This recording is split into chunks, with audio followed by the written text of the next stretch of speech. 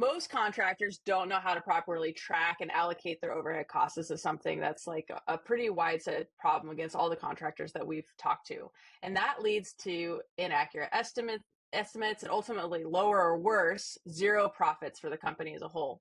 And I know, Bryce, that there's various methods for tracking overhead and kind of different ways that you approach it as an accountant. And each has its own pros and cons. It might be better for a subcontractor or a general contractor. Could we just start with a high level overview of what those kinds of methods are, and then maybe we can dig into the nitty gritty of each one? You bet. So really the question here is, how do we allocate cost to jobs? And it sounds like a simple question, but it actually can be quite complex in practice. And most contractors get the direct costs right. Those are easy. What are our materials? What's our labor? If we have subcontractors, then we can apply those to our jobs. Now it gets a little bit more complicated when we start talking about indirect costs. An indirect cost is a cost that would not be incurred without a job. So these are things like supervision and work trucks for people to get around and yard expenses, transportation, that kind of thing, safety training. None of these would exist without jobs, but they do exist. They are real expenses. They do cost money, and they should be allocated to jobs. And that's where a lot of contractors start falling off in terms of cost allocation. Now, there are also other costs to run a business, and these are the administrative costs. Some contractors call administrative overhead. Some contractors refer to overhead as the indirect costs. So I just try to refer to them as direct costs, indirect costs, and administrative expenses, just to clarify and not create more confusion over an already confusing issue.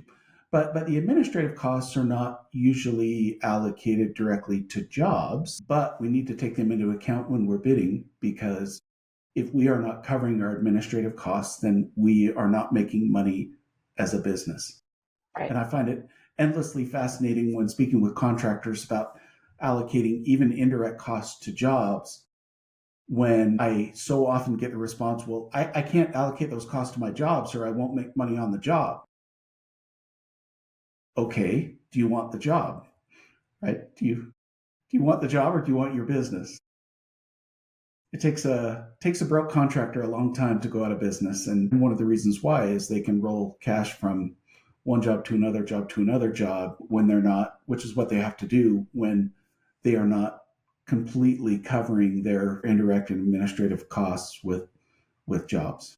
Right, because we need to cover not only do they need to make money off the job, they need to make money as a company. And that's what we're talking about, is how does your company as a whole make money from job Correct. to job when you put all this together and cover, not only job costs, but the administrative costs it takes to run a company. Well, and I was going to say, one of the questions that contractors often have is, well, do I need to hire another superintendent, or should I buy this truck, or do I need this yard space, or should I lease it? Right? They have these big questions about what makes sense for them given the stage of the business that they're in.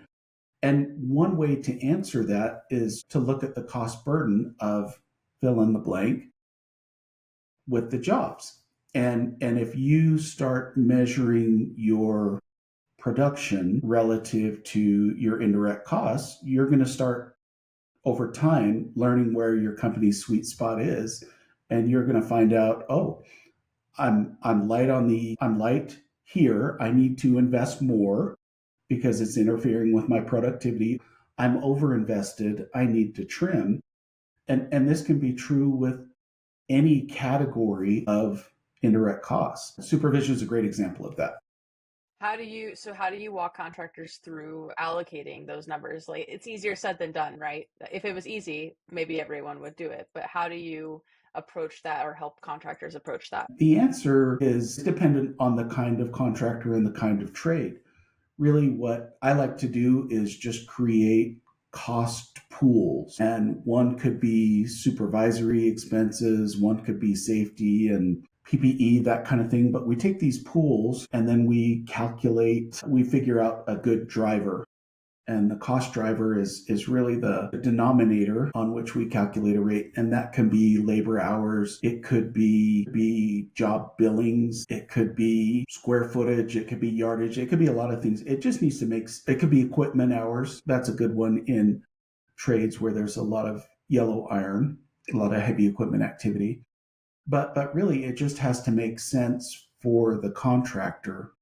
And all we do is we take a historical period, we take that cost pool, and then we take the driver and we divide the pool over the driver and we create a rate, and we use that rate going forward. Now, the only thing that we know about that rate for sure is that it's wrong. It's based on historical activity and we're using it in the future, but it is less wrong than doing nothing.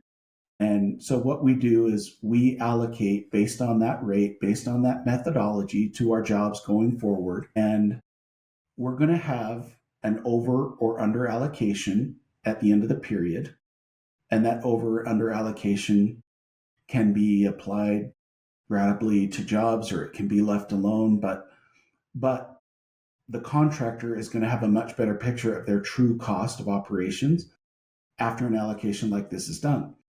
Now, back to our allocation rate, which we already said is wrong. We want to revisit that at least on an annual basis and just say, hey, does this rate still make sense? And often it does, but sometimes it needs to be adjusted. And that is good, and that is healthy, and that is productive. So we come back and we take a look and reevaluate, and we make changes that make sense. Do you think we could dig in a little bit more into project versus labor-based allocation? That's something we've talked about a lot here at Crew Cost. And so I'm curious your take on is one right, what makes one right for a certain contractor and maybe a different one right for another kinds of contractor? Yeah, absolutely. So the allocation methodology definitely depends on the trade type or the contractor type. For me, in general, a good place to start is if you're a trade contractor, then labor hours or equipment hours or something of the sort might be a good place to at least consider allocation of indirect costs. If you're a general contractor and don't do a lot of and don't self-perform a lot of the work, then that makes a lot of sense to me to consider a project-based allocation approach. Excuse me. But the reality is with cost allocation in construction, there isn't a one-size-fits-all answer, and there's not a required specific methodology per accounting standard. It just has to be systematic and rational, and it needs to make sense for the contractor. And it's in the contractor's best interest to match the indirect costs with the activity, to match the allocation with the activity. If there's one thing that you would want to leave contractors with from this conversation around overhead, or that you're always repeating to contractors you talk to, what would it be? Well, it would be that their lives will be better, their businesses will be less risky and more efficient, the better they understand their true costs of operations and the better information they get. I just had a conversation with a contractor last week in which he was needing some help on the accounting side, and what he was looking for was some very basic record keeping, historically focused work, which we're delighted to provide.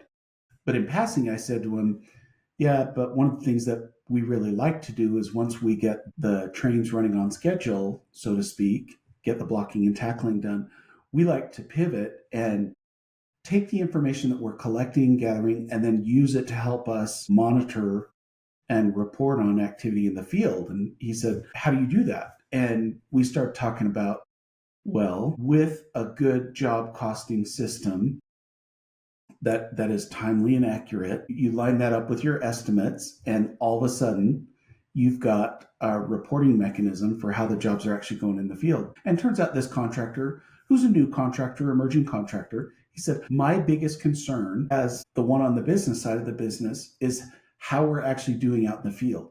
I don't know how much it really costs us to do a job.